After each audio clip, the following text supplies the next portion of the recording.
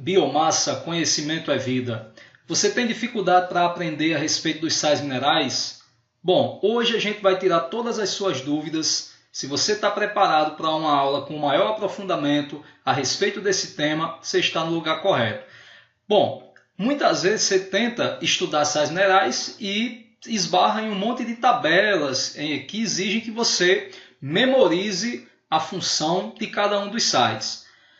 Bom, a tabela ela não é dispensável, é importante para organizar o seu raciocínio. No entanto, muitas vezes um aluno que você pergunta, por exemplo, qual é a função do cálcio? Aí o cara lembra, o cálcio participa da contração muscular, está correto. No entanto, muitas vezes se você pergunta ao mesmo aluno como o cálcio participa da contração muscular, muitas vezes ele tem uma certa dificuldade de entender como o processo acontece. E às vezes nem explica. Então, na verdade, hoje a gente vai trabalhar de uma forma diferente. A gente vai focar em alguns tópicos-chave, em algumas funções fisiológicas, alguns processos fisiológicos, e com base nesses processos a gente vai explicar a função não somente de um, mas de vários íons, de vários eletrólitos que participam desses processos. Então, vamos lá, vamos entender um pouco a respeito dos sais minerais, ou também, como são conhecidos, eletrólitos. Pois bem, uma das condições essenciais, fundamentais para a vida é o ser vivo ter a capacidade de catalisar reações químicas com eficiência e seletividade. Bom, como é que se faz isso? Catalisa-se reação química com eficiência e seletividade a partir dos catalisadores biológicos, que são as enzimas, que veremos em outra aula. Teremos uma aula só para focar nas enzimas. No caso, as enzimas por si só, elas não trabalham. Muitas vezes elas precisam sofrer um processo de ativação, um mecanismo de ativação, para poder manter sua atividade, para poder catalisar reações. Lembre, catalisar a reação corresponde a aumentar a velocidade da reação, diminuindo a energia de ativação. Por isso que as enzimas são tão importantes. No caso, essa ativação ela é mediada por alguns compostos químicos. Vitaminas, por exemplo, podem atuar na ativação de enzimas, mas os íons também têm um papel fundamental nesse processo. Os íons podem atuar como cofatores enzimáticos, ou seja, eles podem ativar as enzimas. Aqui a gente tem alguns exemplos, o cobre, que ativa uma enzima muito importante da cadeia respiratória, a citocromo oxidase. O ferro, que também pode atuar na mesma enzima, na catalase, na peroxidase, são enzimas que atuam no combate aos radicais livres, diminuindo o estresse oxidativo. Temos uma série de enzimas aqui, a hexoquinase, uma enzima que participa do metabolismo de glicose, é ativada pelo cofator magnésio e assim sucessivamente. Ou seja, os íons eles mostram, essa imagem ela mostra que os íons eles têm um papel importantíssimo no nosso metabolismo. A gente sabe também que outros processos fisiológicos têm a participação desses íons. Então, como eu falei, a tabela ela pode te ajudar a organizar o teu raciocínio, só que a tabela ela vai te deixar um aluno um tanto limitado. Ela é importante para organizar o raciocínio, mas te deixa limitado. Por isso que aqui a gente vai focar mais na função para podermos entender como esses íons eles são importantes para os seres vivos. Bom, diante disso, eu coloquei aqui 5 tópicos-chave. A partir desses 5 tópicos-chave, a gente vai simplesmente entender como os minerais funcionam. Impulso nervoso, contração muscular, sangue, envelhecimento e metabolismo serão os nossos 5 tópicos-chave. Isso não quer dizer que a gente não fale sobre outros processos fisiológicos, mas esses aí são os encabeçadores, os norteadores da nossa aprendizagem de hoje. Então, coloquei aqui uma situação problema, qual o caminho entre o contato com um estímulo nocivo e uma resposta muscular? Então aí você vê um gatinho, o gatinho está tocando no objeto que se divide rapidamente em dois, uma serpente de brinquedo, e isso faz com que ele se assuste. Ou seja, qual o caminho entre o contato com um possível estímulo nocivo, a serpente, e uma resposta muscular? Então o caminho aqui, em tese, é esse aqui, da transmissão do impulso nervoso ao músculo efetuador da ação, ou seja, a musculatura do animal ela vai contrair-se para que ele, né, para que lhe permita saltar, por exemplo. E aí, nesse caso, você tem uma resposta muscular rápida e isso com certeza tem a participação de minerais que falaremos agora. Bom, no caso, né, foi necessário o animal ele ter a capacidade de transmitir impulso nervoso. E aqui a gente tem um exemplo de transmissão do impulso nervoso, um esquema bem didático, né? Ele mostra aqui, por exemplo, a membrana plasmática, que é a bicamada lipídica, e temos também os canais transmembrana, essas proteínas transmembrana. Por que proteína transmembrana? Porque é uma proteína que transpassa, que atravessa a estrutura da bicamada lipídica. Temos aqui canais de potássio, canais de sódio, e esses canais eles podem se abrir mediante diferença de voltagem, ou seja, quantidade de cargas positivas que se encontram dentro e fora da célula nervosa, dentro e fora do neurônio. Bom, isso aí vai nos dar uma DDP, uma diferença de potencial, e essa DDP é muito importante para que ocorra intensidade de corrente elétrica, uma vez que o impulso nervoso também é um impulso de natureza elétrica, né? Então, já que o processo de transmissão do impulso nervoso depende da quantidade de partículas de carga positiva que existam dentro e fora da membrana, dentro e fora da célula, no lado interno e no lado externo da membrana, é importante lembrar que se há necessidade de entender essas quantidades, a gente sabe que a membrana ela permite o transporte de algumas substâncias via canais, né? E muitas vezes pode ser também com gasto de energia. Então a gente tem aí um mecanismo de transporte através de membrana. E aí a gente relembra que o mecanismo ele pode ser ativo ou passivo. O transporte ativo ele é caracterizado por ocorrer contra o gradiente de concentração, ou seja, basicamente uma substância que está no meio mais concentrado, ela tende a se concentrar ainda mais, passando do meio menos concentrado para o meio mais concentrado. Onde tem menos dessa substância terá cada vez menos, onde tem mais terá cada vez mais. Isso caracteriza ir contra o gradiente de concentração e se a partícula está se movimentando contra o gradiente, é necessário que haja um gasto de energia para que ela seja deslocada. Do contrário, né, quando a gente tem meios com diferentes concentrações e a substância ela parte do meio mais concentrado, principalmente com um soluto, ela parte do meio mais concentrado para o meio menos concentrado no sentido da igualdade, no sentido de igualar concentrações, nós temos aí um transporte passivo ocorrendo sem gasto de energia, né?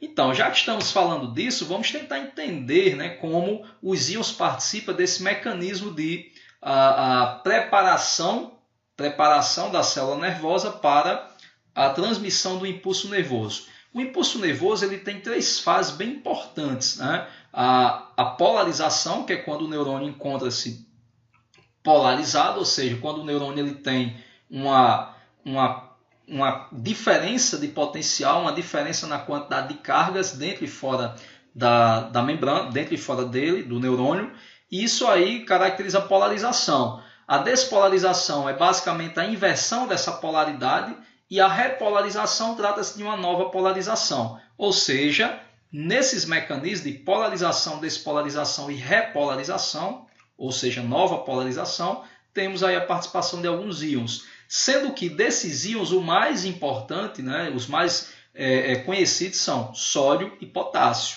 Sódio e potássio são íons muito importantes nesse mecanismo de transmissão do impulso nervoso. Vejamos, aqui a gente tem a membrana de um neurônio, observa-se que fora ele está carregado positivamente e dentro está carregado negativamente, lembrando que isso é uma convenção, né? Na verdade, sódio e potássio eles são cátions, são íons de carga positiva. Se os dois são positivos, por que nós temos aí uma região negativa e uma região positiva? Na verdade, a pergunta que deve ser feita é a seguinte: em qual região da membrana do neurônio temos a maior quantidade de partículas de carga positiva? E em qual região temos a menor quantidade de partículas de carga também positiva? Ou seja, não é que tenhamos íons com cargas negativas, ânions. Na verdade, os dois, sódio e potássio, são cátions. Porém, existe uma quantidade maior desses cátions em um lado da membrana e uma quantidade menor em outro lado.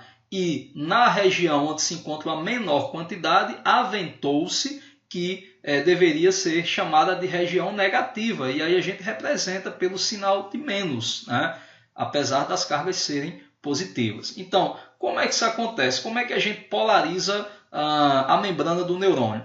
Temos aqui, novamente, né, ampliando aqui a imagem, temos a bicamada lipídica, e nessa bicamada lipídica temos aqui os fosfolipídios e incrustados aí, atravessando essa bicamada, temos proteínas transmembrana. Repito, transmembrana porque transpassam a bicamada lipídica.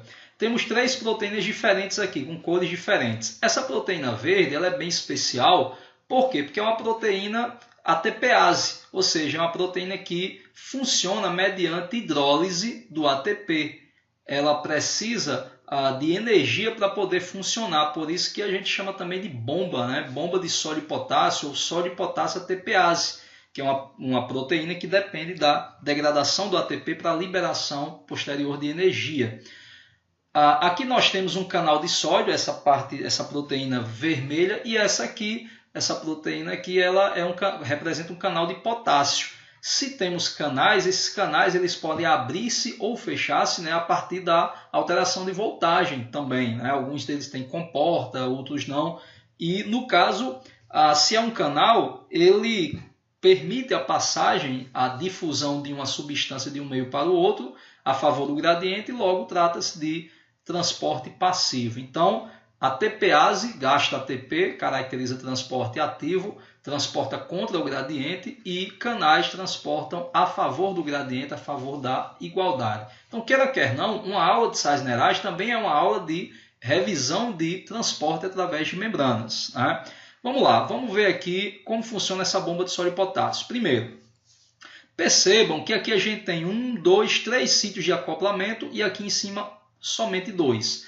A forma, né, é um pouco diferente. Aqui a gente tem o sódio sendo representado por círculos e o potássio por quadradinhos. No caso, a quantidade de sódio ela é maior fora da célula do que dentro. Então, nesse caso, se eu quisesse igualar as concentrações, eu transportaria o sódio para dentro, do meio mais concentrado para o meio menos concentrado. Nesse caso, eu estaria trabalhando aí a favor do gradiente, só que nessa situação o sódio vai ser bombeado para fora contra o gradiente. Para isso, é necessário quebra do ATP. Então, observem, olha aqui o ATP será quebrado, hidrolisado. A partir do momento que isso acontece, os 3 íons sódio se acoplam aos seus respectivos sítios, a energia resultante da quebra do ATP é liberada e a proteína bombeia 3 íons sódio para o meio extracelular. Em seguida, 2 íons potássio se acoplam nos seus respectivos sítios, o restante da energia é aproveitado para bombear 2 íons potássio para dentro da célula. Nesse caso agora nós temos aí a polarização da membrana. A cada 3 íons sódio que saem da célula, entram 2 íons potássio, e aí a gente vai observar uma quantidade maior de partículas de cargas positivas do lado de fora da membrana. Por isso que nós temos esses sinais aqui, ó. Do lado de fora está positivo e dentro está carregado negativamente.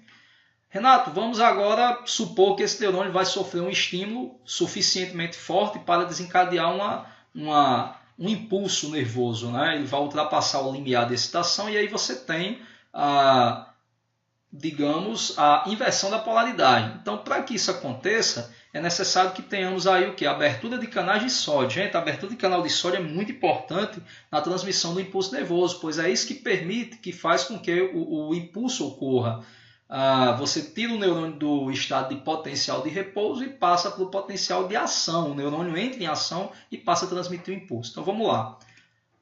Entrada de sódio por canal específico leva a um aumento da concentração de cargas positivas dentro da célula em comparação à quantidade de partículas de carga positiva fora.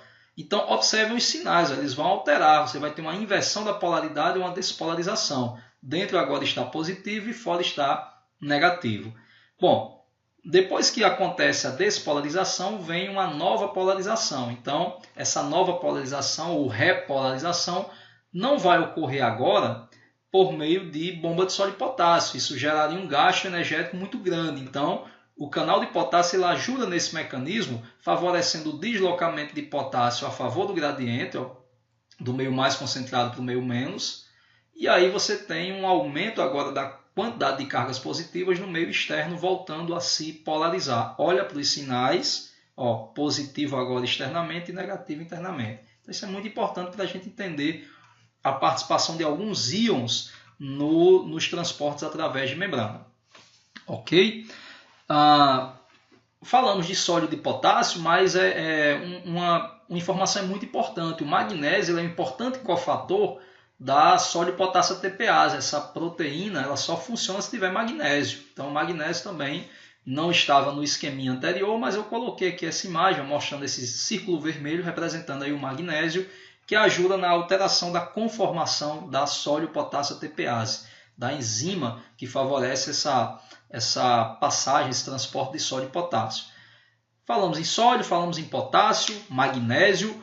Potássio e magnésio são dois elementos químicos muito importantes também na fotossíntese. Por que na fotossíntese? Poxa, para ocorrer fotossíntese eu preciso de clorofila. E o magnésio ele participa da molécula, da composição da molécula de clorofila.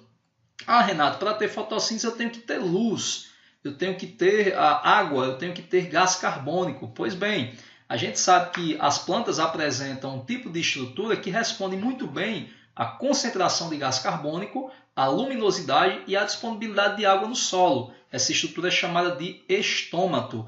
E justamente ele, o estômato, ele pode se abrir ou se fechar mediante a alteração dessas condições. Quando eu tenho muita água no solo, abundante, né, quantidade de água no solo, quando eu tenho boa luminosidade, quando eu tenho pouco CO2 dentro das células foliares, o que ocorre?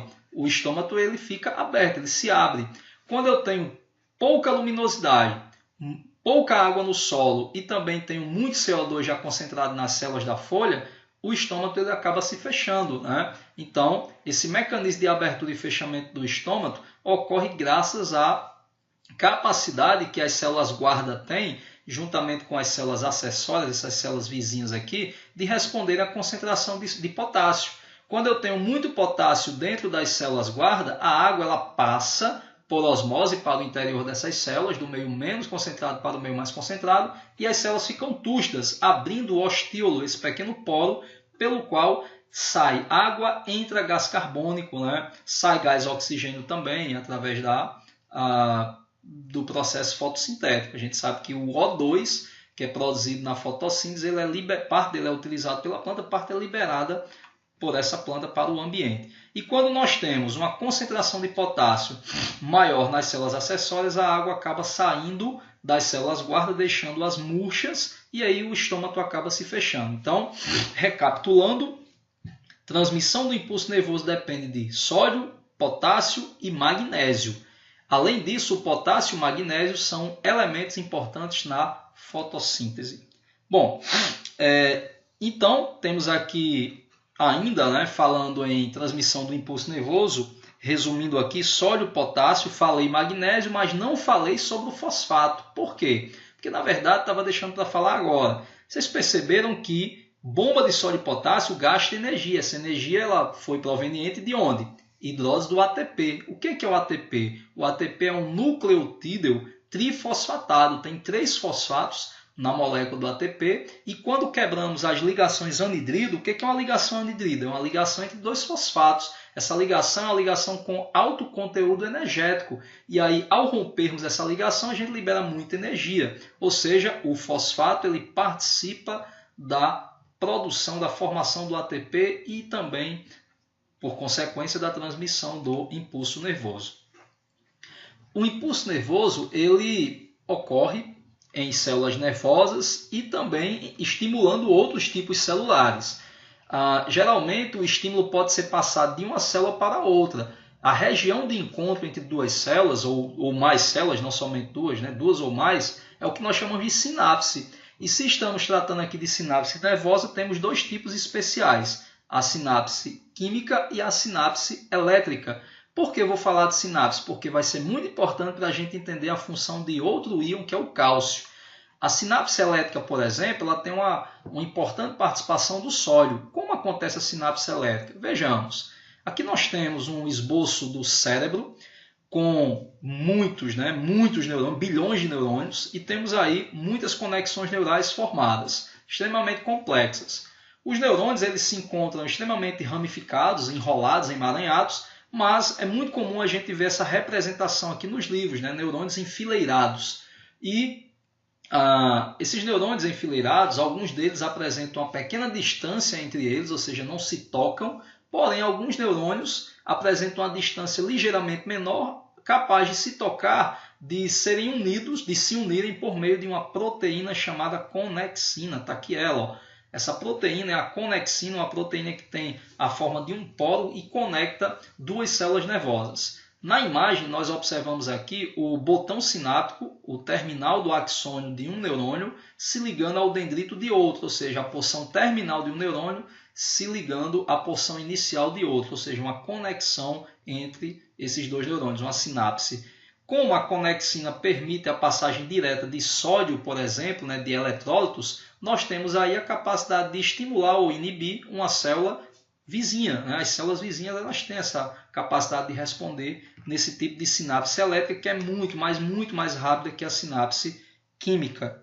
Bom, falando em sinapse química, a sinapse química que é ligeiramente mais lenta que a sinapse elétrica, a sinapse química tem esse nome porque ela depende de compostos químicos. Mas, Renato, a elétrica também depende. O sódio, por exemplo, o íon. Só que a química ela depende muito mais de compostos especiais chamados de neurotransmissores. Dopamina, glutamato, serotonina, acetilcolina, adrenalina. Nós temos muitos exemplos de neurotransmissores. Nesse exemplo aqui, vamos trabalhar com a acetilcolina. Por quê? Porque a gente vai mostrar uma sinapse ocorrendo entre uma célula nervosa e a célula muscular. Então, temos aqui o neurônio e aqui em vermelho a fibra muscular.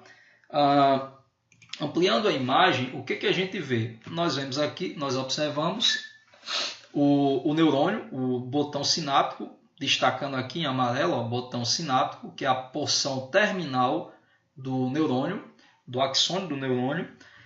Nesse botão sináptico, o que a gente encontra? A gente encontra aqui as vesículas sinápticas. O que são essas vesículas sinápticas? São vesículas que estão cheias de neurotransmissores. Essas esferas vermelhas aí são neurotransmissores e está representando aí um tipo de neurotransmissor que é a acetilcolina. Aqui nós temos um canal de cálcio que será ativado por variação de voltagem, e aqui nós temos essa parte vermelha, nós temos a membrana da fibra muscular, sarcolema. Essa membrana é uma membrana pré-sináptica. Essa membrana do botão sináptico é uma membrana, voltando aqui, a membrana do botão sináptico é uma membrana pré-sináptica. E essa vermelha aqui, o sarcolema, a membrana da fibra muscular, é uma membrana pós-sináptica, porque ela está ocorrendo no final do processo, está presente aí no final do processo. No meio nós temos a fenda sináptica, esse espaço entre as duas células, caracterizando aí o ponto, a região de encontro entre essas duas células, que é o que nós chamamos de sinapse. Então, vamos ver o que vai acontecer. Temos uma enorme quantidade de cálcio no meio extracelular, quando comparado à quantidade de cálcio dentro do neurônio. Então, o que vai ocorrer? A partir do momento que a gente tem uma transmissão de um impulso e ele chega até o final do neurônio, até o final do axônio, temos aí a abertura do canal de cálcio, que é voltagem dependente. Olhem para essa região, próxima ao canal de cálcio, a região azul, que vocês vão ver um flash. Observem, 1, 2, 3, agora. Perfeito.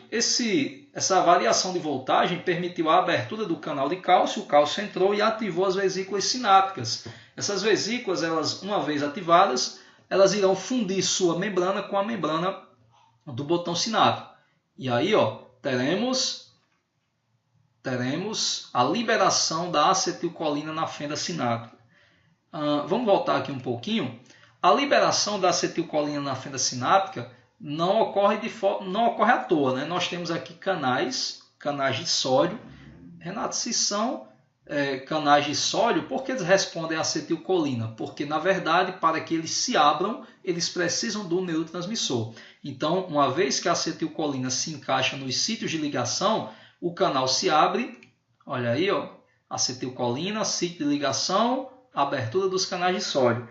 Uma vez que os canais se encontram abertos, o sódio, que se encontra em grande e elevada concentração na fenda sináptica, ele tende a entrar por difusão, por canal iônico, provocando aí, entrada de sódio em uma célula. Provoca o quê? Despolarização, inversão da polaridade. Ou seja, a célula ela entra em potencial de ação, né? Aqui para a gente observar direitinho a estrutura do canal, né? Um esboço. A bicamada lipídica aqui presente, olha que bonita, né? Essa proteína canal, ciclo de ligação para acetilcolina, e aqui você tem o receptor específico, né? Fazendo com que a sua conformação seja alterada. Então, olha a importância do cálcio no mecanismo da contração muscular. Renato, mas o cálcio ele participou ali na célula nervosa, eu não vi o cálcio participando diretamente na célula muscular. Pois bem, você verá agora. Aqui a gente tem, né, o esquema do músculo, né, as suas fibras, as diversas fibras musculares, o sarcolema, né, a membrana, e ampliando a imagem, né, buscando aqui, esmiuçando a estrutura muscular, nós temos os sarcômeros, que são as unidades contráteis. Vamos ver como é que esse sarcômero ele se organiza, né? Os sarcômeros eles são formados por duas proteínas principais, duas. Temos mais proteínas, mas duas são as mais conhecidas. Uma delas se chama miosina, essa proteína aqui de cor vermelha, e a azul representa aí a actina. Temos um filamento aqui que se estende ao longo de todo o comprimento da fibra, que é a titina.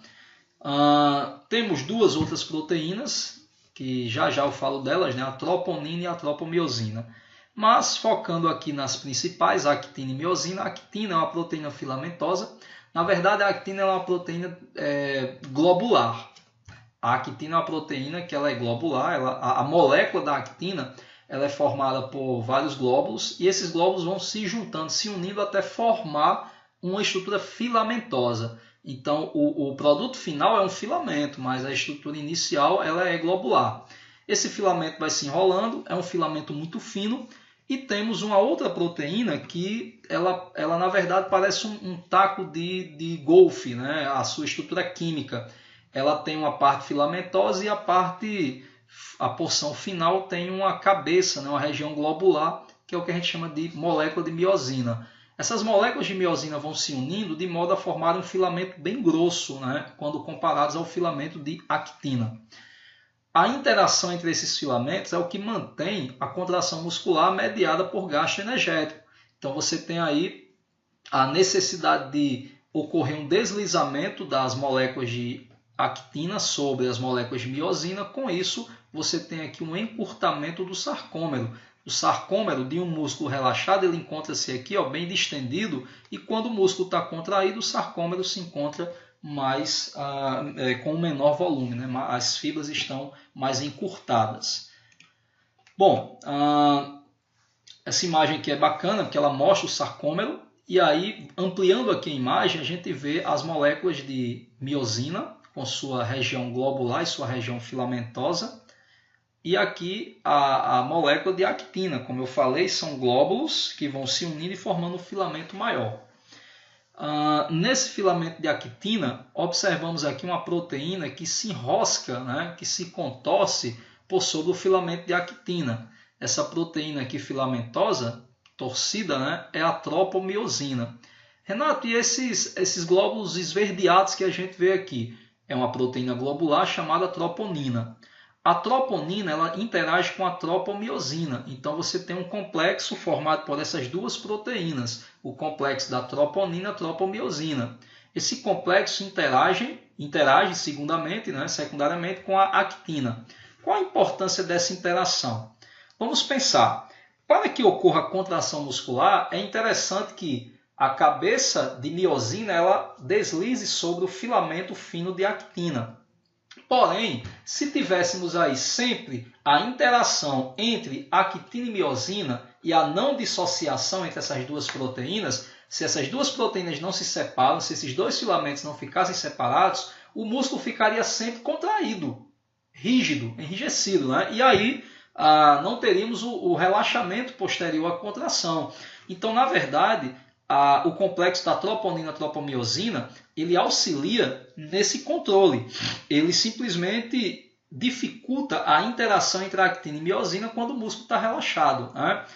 E, Renato, então, para que tenhamos aí a interação entre actina e miosina, a gente tem que destruir esse complexo da troponina-tropomiosina? Seria isso? Não, a gente não vai destruir, mas a gente pode interferir nessa alteração.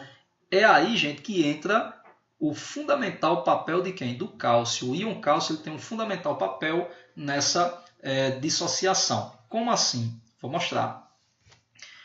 Olha para cá. Pois bem, o cálcio, acompanha aqui o cursor, depois você vê aqui na animação, o cálcio está sendo representado por esse pontinho aqui claro, né? E a troponina por essa bolinha, esse círculo vermelho. Então, o cálcio vai se ligar à troponina, que é a bolinha verde. Falei vermelho, mas é verde. A troponina, uma vez que ela interage com o cálcio, ela provoca o deslizamento, uma torção leve da tropomiosina. Quando a tropomiosina ela se contorce, você tem aí a interação da molécula de miosina com a de actina. Reparem, mais uma vez, a actina e miosina estão afastadas. A partir do momento que o cálcio entra em ação e interage com a troponina, a tropomiosina se contorce, deixando livre, olha aqui a parte azul, o filamento de actina livre para se encaixar no de miosina. Mas isso é um movimento. Para que ocorra esse movimento, eu preciso de energia. É aí que entra o ATP. O ATP ele vai ser quebrado, vai ser hidrolisado, liberando energia para que ocorra a interação entre miosina e actina e posterior deslizamento. Então é quando o músculo ele se contrai. Se o ATP ele ficar sempre preso à molécula de miosina, teremos aí uma interação, né? Uma não dissociação. Isso caracteriza o estado de rigor, que falaremos na parte de histologia animal, quando a gente for ver a parte de tecido muscular. Ok? Então, importância do cálcio aí. Está tudo interligado, né? Então a gente falou sobre transmissão do impulso nervoso, processo do qual participa sódio, potássio, magnésio, fósforo. O cálcio ele participa também da contração muscular, interagindo com a troponina, né? Então vamos dar continuidade aí à nossa aulinha de sais minerais. Se o fósforo, né, o fósforo ele participa da composição do ATP, o ATP é uma molécula que tem muita energia armazenada em suas ligações anidrido. E por falar em energia, né, uma das formas que o nosso corpo utiliza para gerar ATP é através da respiração celular aeróbica. Aqui nós temos a equação química, né, uma representação química, uma equação química do processo de respiração aeróbica. Temos aqui glicose, né, C6H12O6, poderia ser outro substrato orgânico, né, lipídio, né, um ácido graxo, poderia ser um aminoácido, enfim, uma proteína, né? Mas nós temos aqui glicose. Glicose mais oxigênio, liberando aí, produzindo CO2, água, 36 ou 38 ATP. Então estamos falando aí da obtenção de energia pela célula, ok? E por falar em energia, a gente percebe aí a importância da glicose, que é o substrato orgânico que vai fornecer boa parte dessa energia. E para que tenhamos um rendimento bom em termos de energia, em termos de ATP, é necessário que o processo seja aeróbico. Então temos a necessidade de ocorrência de participação do gás oxigênio. Mas como esse oxigênio ele consegue chegar até a célula para participar desse mecanismo de respiração aeróbica? Ele consegue chegar até as células porque ele é transportado via sanguínea através de uma célula sanguínea chamada hemácia. E a hemácia é uma célula que ela tem em sua membrana uma proteína especial chamada hemoglobina. O que é hemoglobina? A hemoglobina é uma proteína com estrutura quaternária. O que é uma proteína com estrutura quaternária? Uma proteína com estrutura quaternária é aquela que tem duas ou mais cadeias polipeptídicas juntas. Espera aí, Renato, calma. Cadeia polipeptídica, o que é? É uma cadeia formada por muitos aminoácidos. Então, uma proteína ela pode ter uma cadeia só ou ela pode ter duas ou mais. Quando ela tem duas ou mais cadeias polipeptídicas juntas, ela está em estrutura quaternária. Para você ter uma ideia, a hemoglobina ela é uma proteína de estrutura quaternária Não porque ela tem 4, na verdade ela tem 4 cadeias polipeptídicas, mas se ela tivesse 2 somente, ela também seria uma proteína em estrutura quaternária, ok? Tem aqui 2 cadeias alfa, 2 cadeias beta, mas essas cadeias de aminoácidos não estão sozinhas, elas se ligam, elas interagem com um radical chamado radical M, ou melhor, grupo M, né, que é o grupo que contém ferro. Olha aí a participação de outro elemento, né, o ferro, fazendo parte aí do que nós chamamos de anel porfirínico, esse anel químico aqui, essa estrutura química. E aí o ferro está apresentando aqui um detalhe, uma particularidade química bem interessante. Ele está fazendo aqui 6 ligações e, como você pode ver na imagem, nós temos aqui 2 ligações livres. Essa ligação vai ser feita com um radical de um aminoácido, uma cadeia lateral de um aminoácido da molécula globina, para se transformar em hemoglobina, e a outra ligação aqui vai ocorrer com o gás oxigênio. Lembrando que essa ligação também pode ocorrer com outros gases, né? Monóxido de carbono, infelizmente, que é um gás tóxico, CO2, dentre outros gases. Mas o oxigênio é o principal. Então, o ferro ele tem uma grande importância, uma grande participação aí na composição da hemoglobina, que é uma proteína muito utilizada para que ocorra o transporte de gases no sangue, através do sangue. O ferro que se encontra na hemoglobina, ele se encontra na sua forma mais oxidada, que é o íon ferroso, Fe2+. Né? O íon ferroso ele é muito comumente encontrado em tecidos animais, por isso que ao ingerirmos produtos de origem animal, a gente pode ingerir uma boa quantidade de ferro na forma ferrosa, né? Íon ferroso, na forma mais oxidada. Quando a gente ingere vegetais, a gente também encontra ferro nos vegetais, até porque os vegetais eles absorvem uma grande quantidade de íons, de minerais, através do solo. E o ferro que a gente encontra nesses vegetais, ele vem na forma férrica, o íon férrico, Fe3+. E por isso que é importante, ao ingerirmos vegetais, ingerirmos também o quê? Vitamina C. A vitamina C ela ajuda na conversão do íon férrico em íon ferroso, que é o íon que a gente encontra na hemoglobina. É importantíssimo ingerirmos ferro para não termos aí uma doença chamada anemia ferropriva, que é apenas um dos tipos de anemia, né? Existem muitas outras anemias de caráter nutricional, né? A anemia megaloblástica, perniciosa, né? Anemias aí devido à carência de B12, vitamina B12, vitamina B6, e também as anemias congênitas, né? A anemia falciforme, a talassemia, são alguns exemplos de anemia. Mas uma anemia muito comum é a anemia ferropriva, causada pela carência de ferro na alimentação. Antigamente, né, o pessoal tinha o hábito de cozinhar os alimentos em panelas de ferro. Hoje os hematologistas eles sabem que não se sabe a quantidade exata de ferro que é liberada nesse processo, então é muito mais conveniente você buscar o ferro na alimentação. Alguns se utilizam do sulfato ferroso, né? Hoje vendido, comercializado em comprimido, né?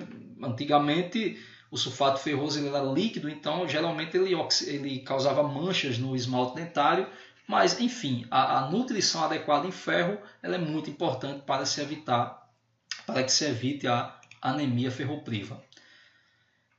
Já que estamos falando em hemácia, né, anemia, sangue, é importante lembrar que o sangue é um tecido de consistência fluida, né, que coagula principalmente quando a gente sofre algum ferimento, algum corte, alguma lesão num determinado tecido.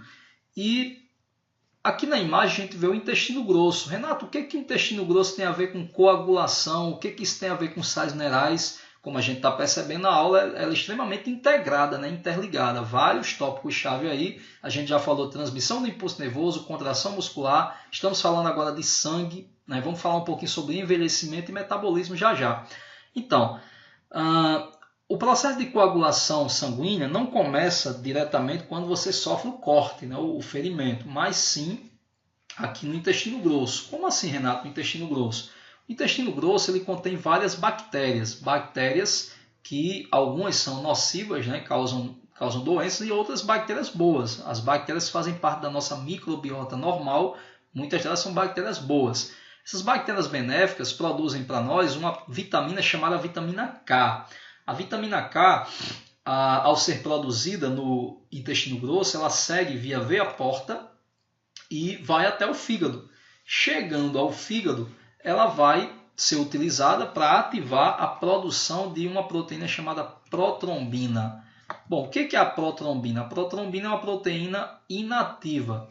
Uma observação, né? Quando a gente pega o nome da proteína e a gente vê que esse nome tem o prefixo pro, é porque a proteína é inativa.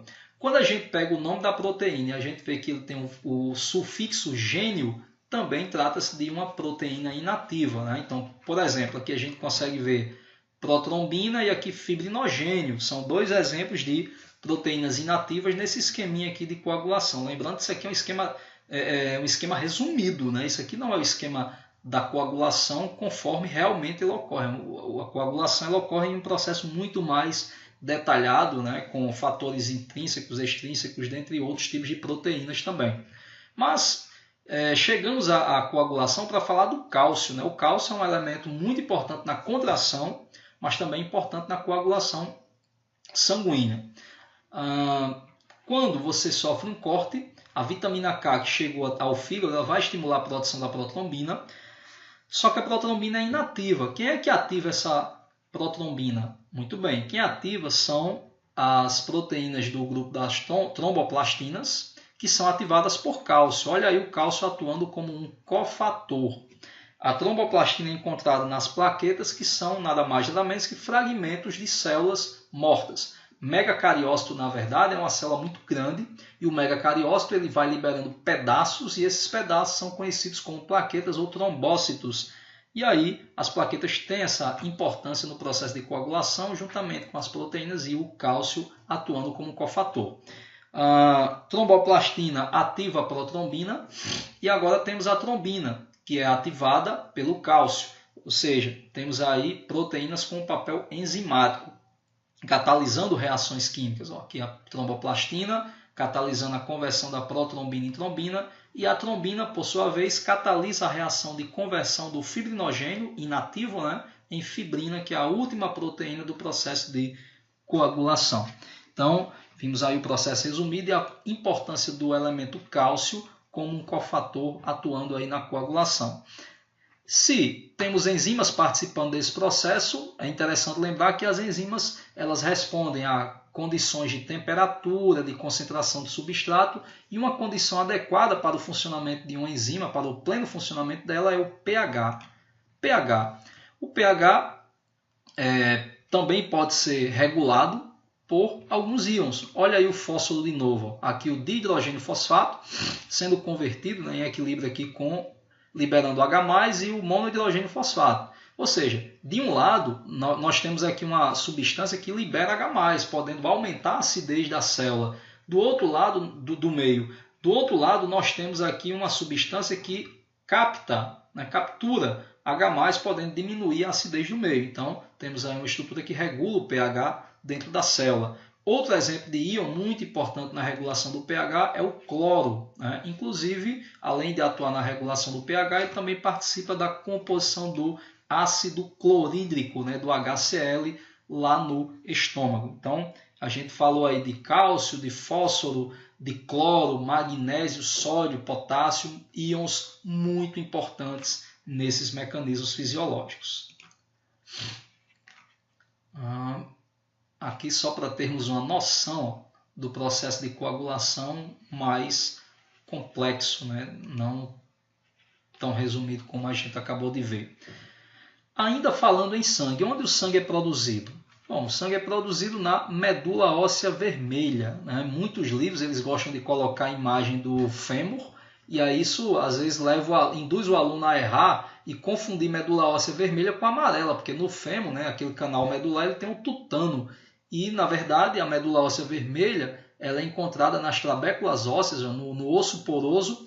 É tanto que quando alguém precisa, né, tem a necessidade de doar medula óssea vermelha, geralmente a punção, né, a coleta que é feita no osso ilíaco, né, no osso do quadril, onde a gente tem aí essas trabéculas ricas em medula óssea vermelha. Só para lembrar, a medula óssea vermelha ela tem uma textura gelatinosa, né, uma consistência gelatinosa. Quem já cortou, por exemplo, fígado bovino em casa, quando vai preparar lá o fígado, fazer um bife de fígado, percebe que o fígado cru ele tem uma textura meio que gelatinosa, então é uma textura bem parecida aí com o que a gente encontra na medula óssea vermelha, né? Então o sangue ele é produzido na medula óssea vermelha e o osso, né? O osso é uma estrutura muito complexa, né? Uma estrutura que participa do mecanismo de sustentação, mas o osso também é muito importante como um depósito de vários íons que a gente conhece, né? Dos quais a gente conhece. E aí eu faço essa perguntinha aqui: qual o principal componente químico dos ossos? Muitos alunos, ao se depararem com essa pergunta, eles respondem cálcio. Bom, o cálcio realmente é muito importante para os ossos, mas não é o principal componente químico dos ossos. O principal componente é o colágeno, uma proteína que provoca o enrijecimento do osso, né? O osso ele fica duro, rígido, resistente graças às ligações, né, que existem. Geralmente tem um processo chamado de cross-linking, né? Colágeno são proteínas que conseguem fazer com que suas fibras elas cruzem umas com as outras e aí você tem um enrijecimento da estrutura. A carne, por exemplo, no músculo, ela fica muito mais endurecida por causa dessas ligações cruzadas, né? Após a morte do animal, a carne vai endurecendo. Você compra carne e ela vai endurecendo com o tempo graças a esse processo.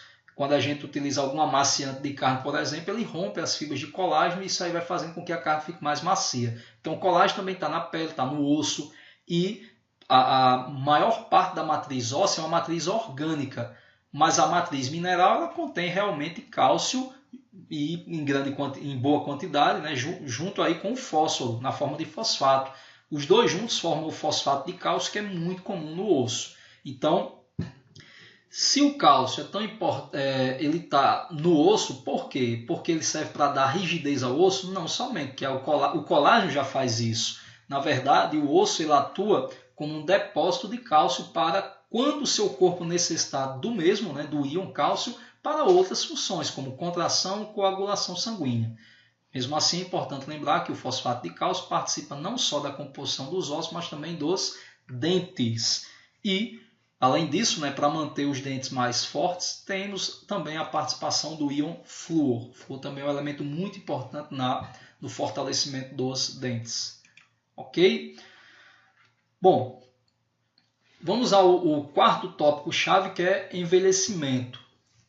Envelhecemos por quê? Por que envelhecemos? Nós envelhecemos por causa do estresse oxidativo que ocorre em nossas células. E esse estresse oxidativo, como o próprio nome sugere, né, tem a ver com o gás oxigênio. O oxigênio, que é um elemento químico que é muito importante para que nós utilizemos esse elemento na forma gasosa, na forma de O2, para viabilizarmos a obtenção de energia em processos aeróbicos, acaba sendo o mesmo elemento que tem uma relação com o envelhecimento.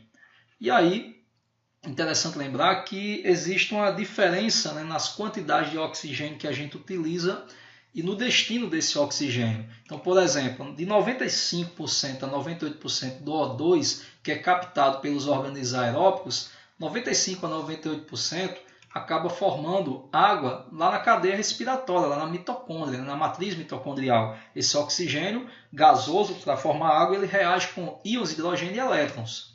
E de 2 a 5% do oxigênio que os seres vivos aeróbicos utilizam, captam, de 2% a 5%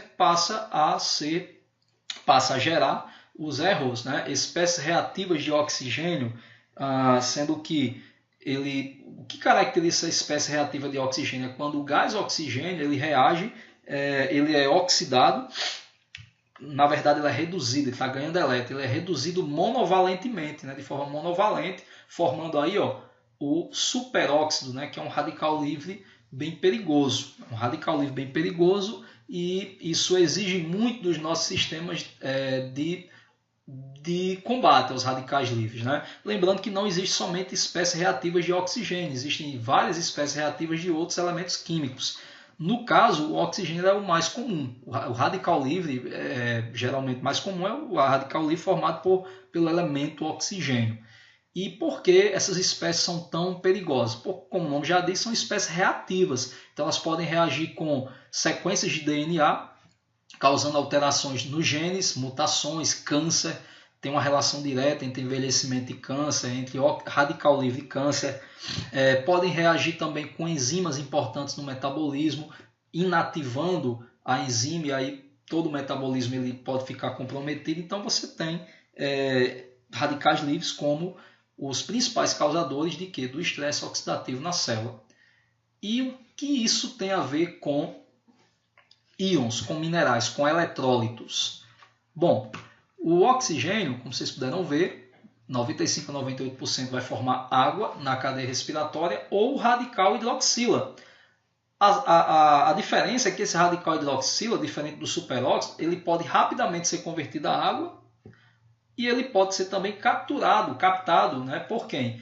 Por vitaminas antioxidantes, como a vitamina C, o ácido ascórbico, né? A vitamina E, tocoferol, ou o beta-caroteno, que é o precursor da vitamina A. Por isso que essas três vitaminas, né, A, C e E, são exemplos de vitaminas antioxidantes. Aqueles 2 a 5% do oxigênio que é captado pelos organismos aeróbicos, em presença do íon ferro, esse oxigênio ele é transformado no superóxido, que é um íon, um radical livre perigoso, conforme foi dito. Esse superóxido ele vai sofrer a ação da sódio, superóxido dismutase. Essa enzima é uma enzima que ela tem como cofatores principais zinco, cobre e manganês. Eis a importância desses elementos como antioxidantes. Esse superóxido, ao sofrer a ação da sódio, ele vai se transformar em peróxido de hidrogênio. Mas, Renato, o peróxido de hidrogênio também é perigoso, também é uma substância que, em excesso, ela é tóxica às nossas células. Por isso que surgem outras enzimas participantes desse mecanismo de redução do estresse oxidativo. Uma delas é a glutationa peroxidase, uma enzima que tem como cofator, olha que beleza, o selênio. Né? O selênio é um elemento que atua como cofator da glutationa peroxidase. A glutationa peroxidase, uma vez ativada, ela vai reagir com a água oxigenada, o H2O2 ou peróxido de hidrogênio, vai se oxidar e liberar água como produto inofensivo, um produto inócuo. De maneira parecida, né, outra enzima, que é a catalase, que é uma enzima que age sob a presença do cofator ferro, ela vai reagir com a água, ela vai catalisar a água oxigenada, catalisar a reação de conversão da água oxigenada em água, gás oxigênio, liberando aqui o ferro como cofator, ok? Então temos aí ferro, na verdade, selênio, zinco, cobre e manganês como íons importantes nos processos de combate aos radicais livres. Para finalizar, né, o último tópico aqui, o tópico-chave, é o metabolismo, que a gente vem falando aí no decorrer da nossa aula. O metabolismo é o conjunto de reações que ocorrem nas células, né? E o metabolismo ele tem 3 funções importantes. 3. Quando a gente fala metabolismo, o aluno que ele aprende só o trivial, só o básico, ele diz que o metabolismo ele atua na geração de energia para a célula. Na verdade, existem 2 outras funções.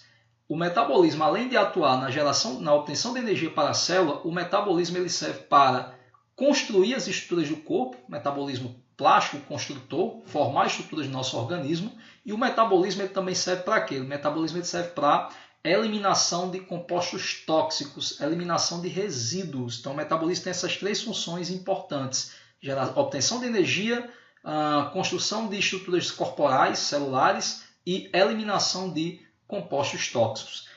Falando em metabolismo, né, a gente lembra aí que 2 hormônios são muito importantes na ativação metabólica, o T3 e o T4, que são hormônios tireoidianos. O T3 e o T4 eles atuam estimulando a oxidação de compostos energéticos, como carboidratos e lipídios, principalmente. E aí, quando você tem uma carência na produção desses hormônios, uma baixa produção, você pode ter uma diminuição da atividade metabólica, bem como quando você tem um exagero na produção desses hormônios, você pode ter um aumento da atividade metabólica, né? E o iodo é um elemento químico que tem uma participação importantíssima nesse processo. Vamos ver aqui. Observe que temos aqui o capilar sanguíneo e o iodo sendo representado aqui por esses círculos de cor azul. Esses pontinhos azuis representam o iodo. Aqui temos células epiteliais. Como assim células epiteliais? Estamos falando de glândula tireoide, epitélio glandular. Então, as células que compõem essa glândula são células epiteliais. Dentro da célula epitelial da glândula tireoide, nós temos aqui uma molécula sendo formada por essas estruturas de cor verde, esses círculos de cor verde, e essa molécula nada mais nada menos que um precursor do hormônio T3 e T4. Essa molécula é a tireoglobulina, que ela se liga também à tirosina, né, que é um aminoácido muito importante. Então temos aí a tireoglobulina tirosina e ela está recebendo aí o iodo que está vindo da corrente sanguínea. Essa tireoglobulina já iodinada, ela é secretada, ou seja, ela vai para o meio externo da célula por uma região chamada folículo, que são cavidades que se encontram entre as células da glândula tireoide. Rapidamente, depois que a tireoglobulina está iodinada, está com iodo, com esses pontinhos azuis, ela é recaptada pela própria célula epitelial ou por outras células vizinhas e forma aqui um fagossomo ou endossomo, né? O fagossomo ele interage com quem? Ele se funde aos lisossomos, e os lisossomos, como são organelas que dispõem de enzimas digestivas, eles acabam digerindo a tireoglobulina, liberando aí, ó, o T3 e o T4.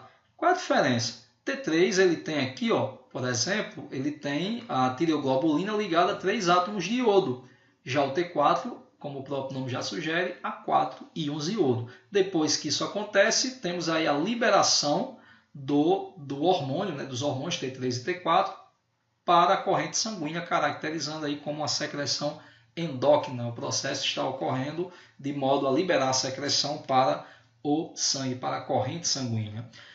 Galera, então acabou aquela história de estudar só por tabela, decorar a tabela, para não se tornar um aluno limitado. A aula, as nossas aulas elas têm geralmente essa pegada, né? essa ênfase no aprofundamento do conteúdo. Por quê? Porque aqui a gente estudou um pouco de envelhecimento, ou seja, perpassa aí por genética, né? Envelhecimento, telomerase, envelhecimento celular, divisão celular. A gente falou aqui sobre metabolismo, a gente falou sobre contração, sobre impulso nervoso, fisiologia animal, falamos sobre fotossíntese, fisiologia vegetal. Então, na verdade, uma aula sobre sais minerais ou qualquer outra aula em biologia, ela tem que ser interligada mesmo. O aluno ele não pode focar somente naquele decoreba, né? A memorização é importante, mas desde que você dê sentido ao que está sendo memorizado. E essa é a forma que a gente utiliza para as nossas aulas. Então, para você que está distante, né, está acompanhando aí pela internet, é interessante que você acompanhe, mande suas dúvidas, né? A gente sempre vai ter todo o prazer em responder. Inscreva-se no canal, né? Biomassa, Conhecimento é Vida. Tem a nossa página também no Facebook, né? Biomassa, Conhecimento é Vida. E aí, pela página, é bem interessante, você pode mandar as suas dúvidas, né? Que a gente vai ter todo o prazer, toda a satisfação em responder. E para você que está mais perto, né? Estamos falando aqui do Rio Grande do Norte, você que se encontra nessa região, você pode assistir aulas presenciais conosco nos nossos cursos, né, presenciais. Nós temos 3 turmas de isolado, temos uma turma com 16 alunos, uma turma com 20 alunos e uma turma com 30 alunos. Por que a gente tem esse trabalho, a gente faz esse trabalho com uma menor quantidade de alunos em aulas presenciais? Porque a gente se preocupa com o seu aprendizado. E é justamente por isso que o Biomassa ele conta com essas 3 turmas em 3 diferentes localizações da cidade, aqui Natal e Parnamirim, justamente para atender melhor a você que quer uma preparação de qualidade, principalmente em biologia. Biologia que é considerada a 4ª disciplina em menor número de acertos no Enem, segundo o INEP. Né? Então, a gente fica atrás aí de matemática, física e química, em termos de dificuldade, mas somos a 4ª disciplina em termos de dificuldade na prova do Enem. Isso não quer dizer que a gente vai desmerecer as demais, né? Mas biologia não é tão fácil quanto parece. É interessante lembrar que o Enem, com a sua nota, né, a sua forma de calcular a nota, a TRI, Teoria de Resposta ao Item, ela tenta minimizar as desigualdades que existem no ensino público e privado, né? Então, aquele aluno que teve uma condição melhor de estudar em escolas privadas, teve uma educação muito boa, ele pode acertar as questões do Enem, principalmente as fáceis, com a maior facilidade realmente. Já o aluno de escola pública, para acertar uma questão difícil, ele vai ter muito mais dificuldade. Não que a escola pública ela seja de todo mal, né? Se toda escola pública seja ruim, mas a gente sabe que existe muita defasagem no sistema de ensino público em boa parte das escolas. E aí, para tentar uniformizar, existe a TRI. Então, aquela questão que é fácil, ela pode ser acessível a um indivíduo que não teve uma boa educação, e o indivíduo que teve uma melhor educação.